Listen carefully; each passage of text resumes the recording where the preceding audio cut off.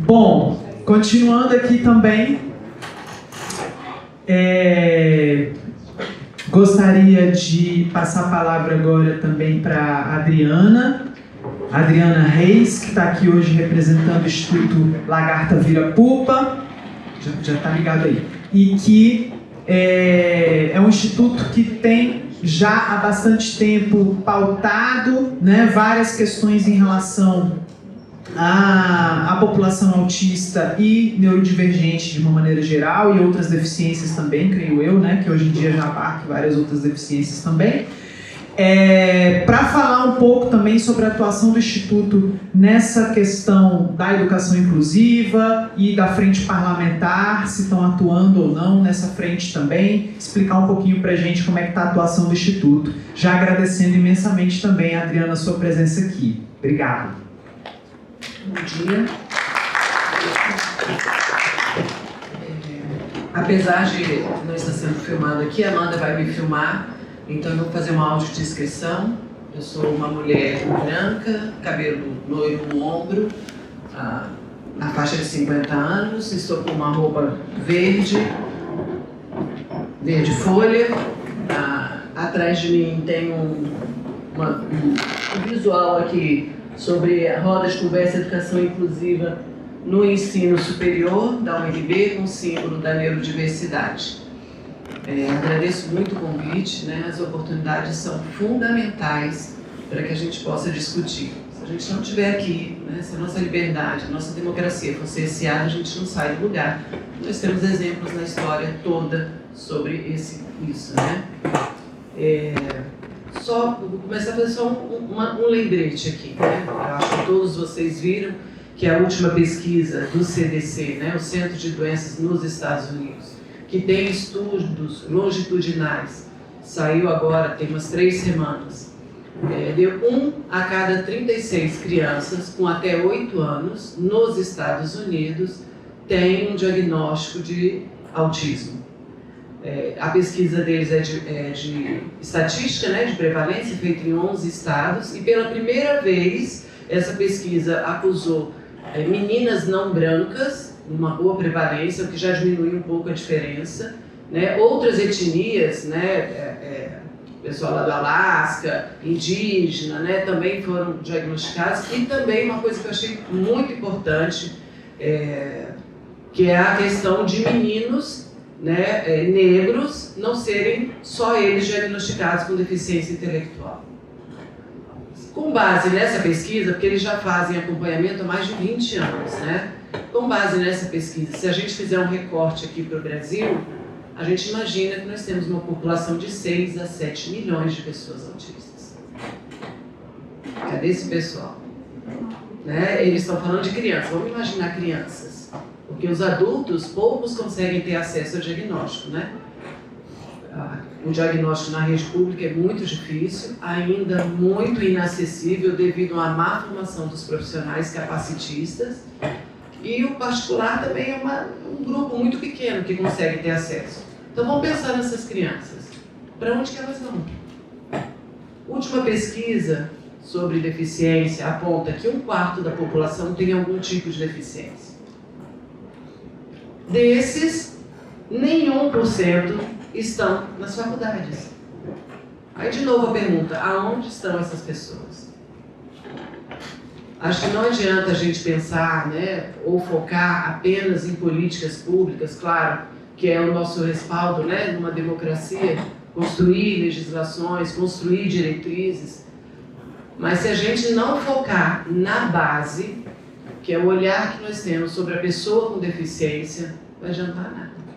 Nós temos uma legislação recente, né? A LBI, a Lei Berenice-Piana, as nossas leis estaduais que falam que a pessoa autista ela é considerada uma pessoa com deficiência para todos os fins. Não fala autista fulano, autista ciclano, branquinho, mulher, não. É a pessoa que foi avaliada, né? Primeiro ela se identifica com a família, o professor e faz um diagnóstico. Ela é considerada autista e pronto. Por que essas pessoas não estão inseridas no mercado de trabalho, não estão cursando um curso técnico, não estão na faculdade? Porque a nossa sociedade é capacitista. ela é capacitista. Muitas pessoas não entram na UNB porque têm medo da UNB. Em 2019, nós tivemos várias rodas de conversa depois do evento de uma menina que se matou, né?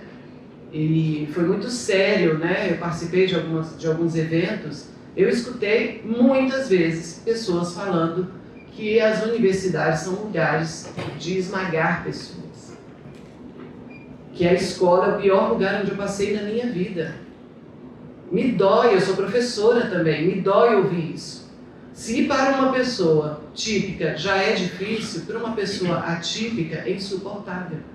Se a gente não muda a base, como a gente vê a pessoa, não vai adiantar a gente fazer nada disso aqui. Um exemplo. Quem aqui já teve uma crise na universidade? Ok. Quem aqui já assistiu uma crise de um autista na universidade? Temos uma desproporção já, né?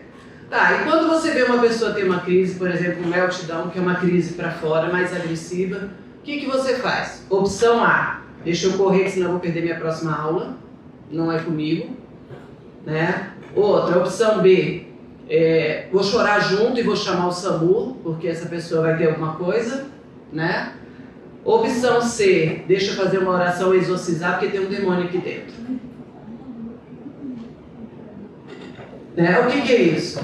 É um modelo, primeiro, eugênico, né? Essa pessoa está aqui para dar trabalho, vai atrapalhar a aula, era melhor que ele não estivesse aqui, se ele tem crises, por que ele está aqui? Que saco, vai atrapalhar todo mundo, eu vou perder essa matéria. Então ela é considerada um peso, um fardo para o grupo, e é melhor que ele não esteja aqui. Então vamos eliminar essa pessoa. Outro é o modelo biomédico, né? Entender que as crises são doenças, são incapacidades, são imperfeições, e vamos puxar remédio e internar essa pessoa e segregar ela, mas não entender quais foram os motivos que levaram à crise. Porque afinal o problema está nela. Ela é uma pessoa doente, ela é anormal, ela é fora da norma. Então eu preciso tratá-la como médico. Ou o modelo caritativo, né? Religioso. Vamos embora, coitadinho, né? Vamos levar para... Nada contra a oração, eu até gosto de oração, tá? Mas eu não entender que cada coisa é sua coisa, né? Uma crise de meltdown não é uma crise de possessão demoníaca. Normalmente as crises, elas são muito rápidas, não são tão demoradas. E elas têm algum gatilho, é um barulho, é uma luz muito forte, muita gente falando, uma exposição inadequada, uma apresentação na frente dos outros. Se eu consigo mover aquilo que foi o gatilho desencadeador da crise, provavelmente a pessoa passa, depois ela em casa vai ter um shutdown, um resto de crise. Mas naquele momento eu consigo contornar. Por que eu não vou para isso? Porque eu sou capacitista. E o meu olhar é um olhar hierárquico, de cima para baixo.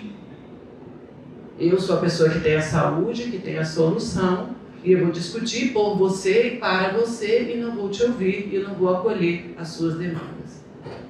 Então, os institutos, as associações, são muito importantes.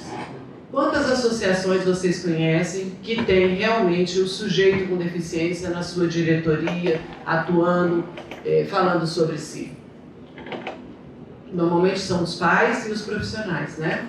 A Abraça o Instituto Lagarta Virapupa também tem pessoas autistas, né? Tem mães autistas, todos eles são mães autistas e alguns são autistas também. E tem algumas outras condições, né? Eu esqueci de falar, eu sou neurodivergente, eu tenho um TDAH, que é uma maravilha, e tenho uma doença rara, que é a síndrome de Ehlers-Danlos, né? Que é uma condição associada, que daqui a pouco também vai estar bem prevalente aqui, e que também causa crises, tá?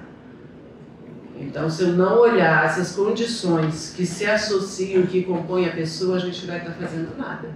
A LBI é uma lei maravilhosa, super bem escrita, com grupos de trabalho, um trabalho ali de 20 anos construindo, mas ela não está sendo aplicada porque as pessoas são capacitistas.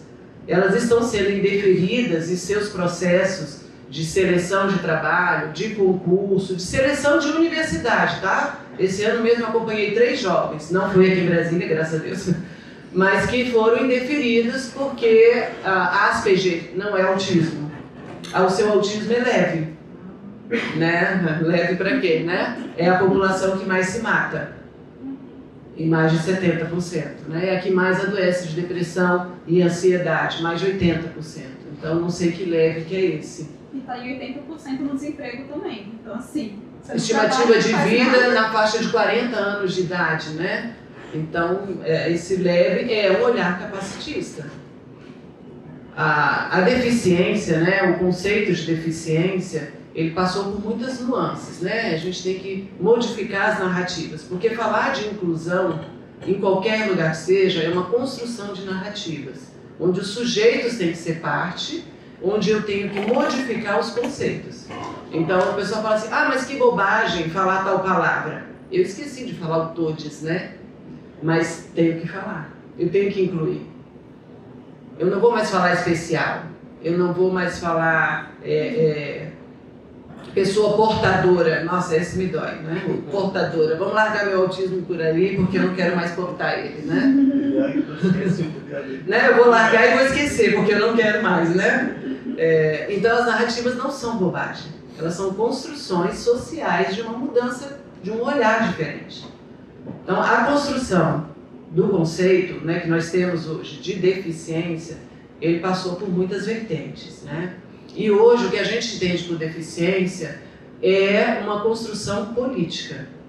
A gente entende que a deficiência não está em você ter uma cadeira de rodas, ou você não conseguir enxergar, ou você ter uma dificuldade na linguagem, na interação social. A deficiência está nas barreiras que o ambiente ou que as pessoas têm que não te permitam viver com equidade. Mas nós ainda temos que ir mais fundo nisso, porque esse conceito de deficiência, ele ainda coloca um diferencial no aspecto do corpo e da mente.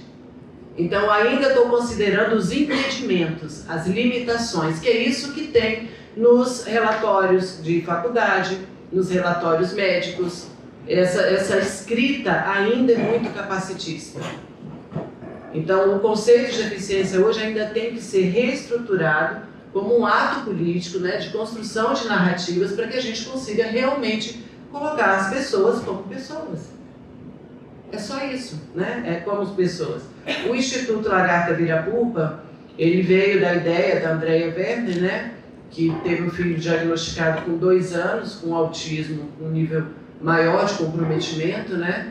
E aí ela é jornalista, estava morando fora do Brasil e resolveu fazer um blog, falar das suas experiências. E como tinha pouca coisa na internet, e ela fala muito bem, ela é jornalista, tomou uma dimensão muito grande. Ela viu a questão da maternidade como uma necessidade muito premente. E hoje o Instituto... Ixi, eu sou péssima. Eu acho que nós somos 12 mulheres, né? Todas dentro desse ambiente, vivendo 24 horas isso, a gente se fala o dia inteiro, a gente está sempre nessas pautas.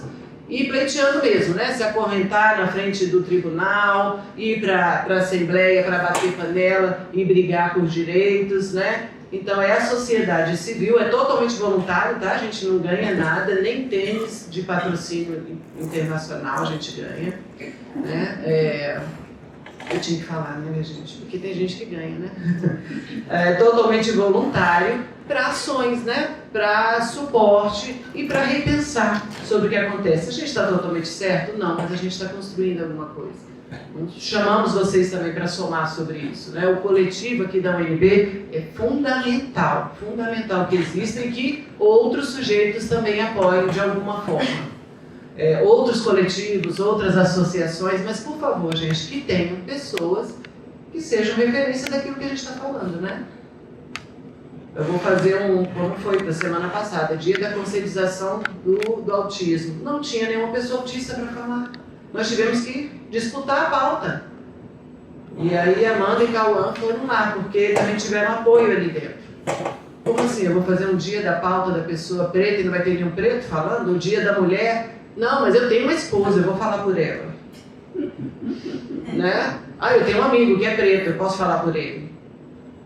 Então não existe isso. É o nada sobre nós sem nós. Na construção dessa narrativa aqui, na construção desses direitos, os sujeitos têm que ser ouvidos. Nós temos que tirar o capacitismo, porque senão não adianta, não vai ter ação nenhuma. Nós já temos uma legislação, como o Fábio Félix falou muito bem, maravilhosa, super moderna, inclusiva, que não está sendo aplicada, porque nós temos um olhar capacitista.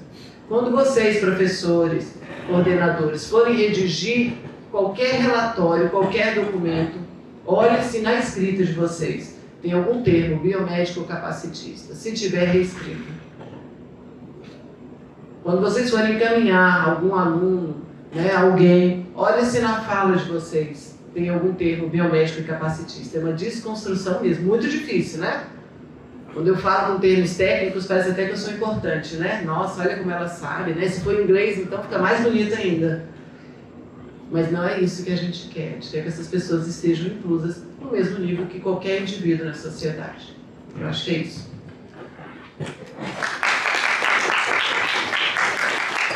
Obrigado, Adriana, pelas palavras. E é isso mesmo, né? Nada sobre nós, sem nós. E agradecer também o apoio do Instituto, que, através de ações muito contundentes, muito incisivas, né, tem conquistado aí espaço no debate para nós autistas e pessoas com demais deficiências.